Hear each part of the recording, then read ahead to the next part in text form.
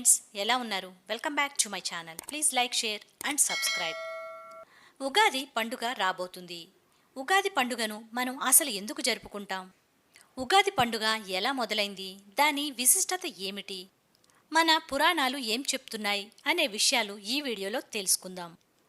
చైత్రశుద్ధ పౌర్ణమి రోజున ఉగాది జరుపుకుంటాం. కొత్త యుగానికి ఆరంభంగా దీనిని మనం ఆచరిస్తాం. దీని ఆచరణ వెనుక పౌరాణిక చారిత్రక నేపథ్యం కూడా ఉంది. పురాణాల ప్రకారం తెలుగు సంవత్సరాలు 60, తెలుగు మాసాలు 12. మాసము అంటే నెల అని అర్థం.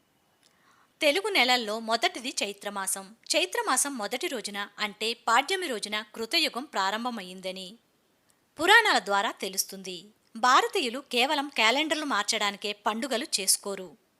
భారతీయులు ఎప్పుడూ కూడా ప్రకృతిని ఆరాధిస్తూ ఉంటారు. వసంతంలోని కొత్త చిగురులు, కోకిల గానాలతో ప్రకృతిలోని మార్పులు అన్నీ కూడా మనకు కొత్త ప్రారంభాన్ని ఇస్తాయి. ఉగాది అంటే యుగానికి ఆరంభం అని అర్థం. యుగం ప్లస్ ఆది ఈజ్ ఈక్వల్ టు యుగాది. ఇది కాస్త కాలక్రమంలో ఉగాది అయ్యింది. యుగం అంటే శకం, ఆది అంటే మొదలు, ఒక శకానికి మొదలు అనే అర్థం. ఇంకా నక్షత్రాల గమనం అని కూడా అంటారు. ఒక్కో ఏడాది వచ్చే ఉగాదిని ఒక్కో పేరుతో పిలుస్తారు. ఈ సంవత్సరం వచ్చేది శ్రీ విశ్వవసు నామ సంవత్సరం. ఈ విశ్వవసు నామానికి అర్థం ఎవరి నుంచైతే ఈ విశ్వానికి అంతటికి సంపద వస్తుందో అతనిని విశ్వవసు అంటారు. కనుక ఈ సంవత్సరం అందరికీ సంపదలు వస్తాయి కాబట్టి ఇది శుభప్రదమైనదిగా భావించవచ్చు. ఉగాది రోజున ఆలయాల్లో పండితుల పంచాంగ శ్రవణం ఉంటుంది.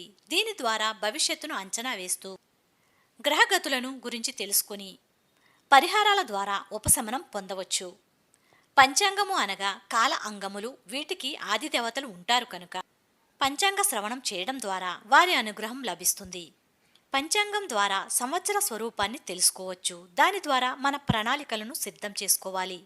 అంతే తప్ప భయపడుతూ ఆందోళనలతో ఉండకూడదు. పంచాంగం అనగా 5 అంగాలు లేదా భాగాలు: తిథి, వార, నక్షత్ర, యోగ, కరణం. వీటి 5 గురించి వివరిస్తుంది కాబట్టి దీనిని పంచాంగం అంటారు. తిథి అనగా చంద్రుడి స్థానం ప్రకారం వచ్చే రోజు.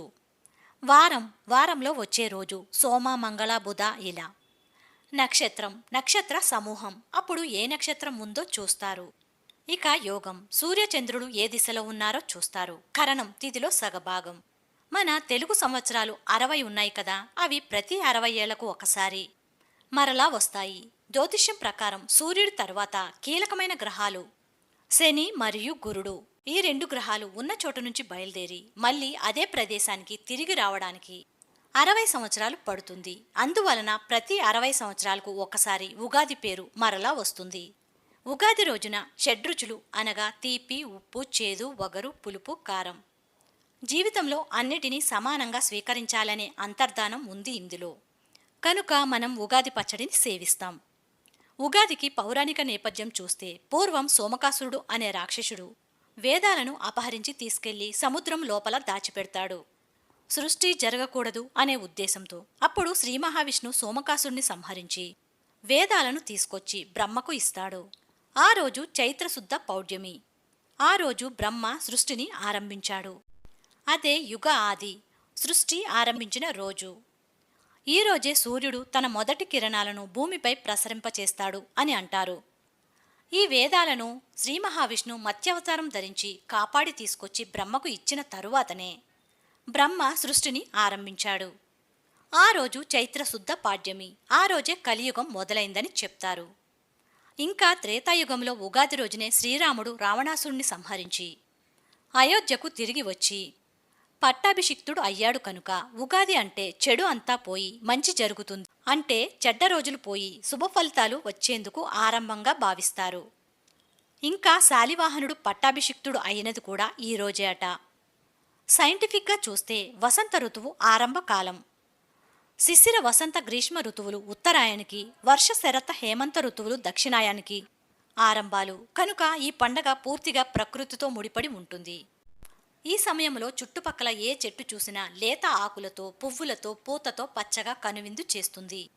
అందుకే వేప పువ్వు, మామిడికాయలు వేసి మనం ఉగాది పచ్చడి చేసుకుంటాం. ఉగాది తెలుగు సంవత్సరం ప్రారంభం కాబట్టి ఇది తెలుగువారి పండుగగా గుర్తింపు తెచ్చుకుంది.